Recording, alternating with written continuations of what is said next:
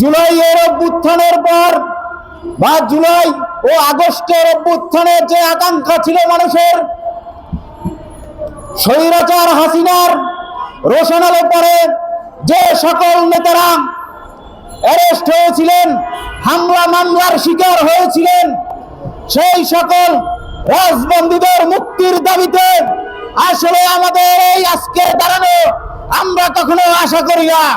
কিন্তু আজকে এই দাঁড়াতে হয়েছে পরিস্থিতির কারণে।